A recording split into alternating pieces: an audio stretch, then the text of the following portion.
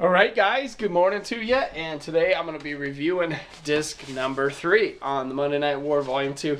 It's an ongoing series, so if you're thinking about watching the DVD or getting the DVD, you can go back and watch my videos. I've made 1, I made 2, and then today is all about disc number 3. And it actually had 3 episodes on it. It was actually really good too. The first one was the war goes mainstream, and it pretty much centered around Mike Tyson coming in the WWF in '98 and doing the DX thing and setting up WrestleMania 14 in Boston, and what a big deal that was, and how WCW was going to counter that with Carl Malone, the mailman, and Dennis Rodman at Bash at the Beach '98 in San Diego. And it was interesting to see this, but then they had something on this episode that really pissed me off. If you remember back, Road Wild '98, they decided that they were going to have Jay Leno main event the pay-per-view. I can remember my feelings of being so pissed off at that. And that's The War Goes Mainstream, the first episode on Disc 3. Disc 2 was Building an Army, and they pretty much, this episode had just defined that you needed a roster that had a lot of depth in it to be able to beat the other show. For instance, WWF had a much better undercard than WCW did, with wrestlers like The Godfather and Ken Shamrock, and a lot of the middle of the card guys in WWF were, say, stronger than the WCW middle of the card guys. And that's pretty much what they're telling you about. You need an army, you need a group of guys around you to win the ratings war, which WWF eventually won. And then, let's see, where's the one with the arcade? I can't remember if it was on the second or third one. Let's see, that might have been the one with Arquette, when they showed Arquette. Yeah, I'm pretty sure, yeah, because number 3 was the Kliq on here.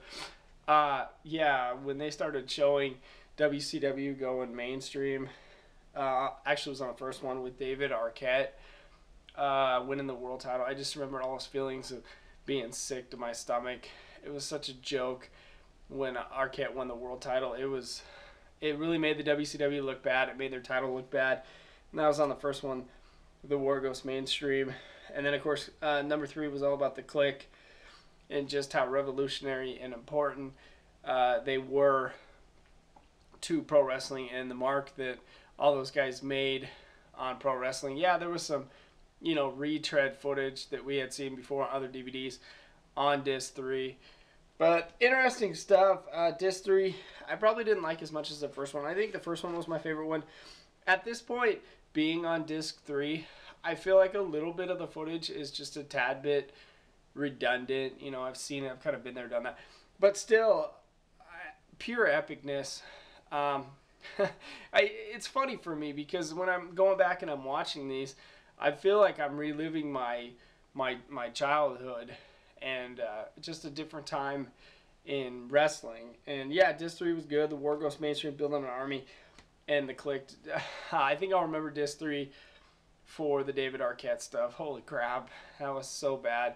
And even Rowdy Piper, he talking about how bad it was, and obviously he's not with us anymore, but yeah, he was recorded here on the DVD, and you could see a little CM Punk. But yeah, when David Arquette won the world title, it's the worst day of professional wrestling I had ever seen. So let's give you my review on Disc 3, and I'll have Disc 4 up probably like Tuesday. I usually don't record any videos on the weekends.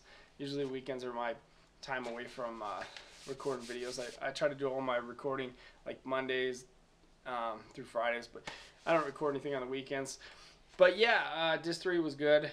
Not as good as the first one. Second one okay, and the third one, I could do without David Arquette and Jay Leno.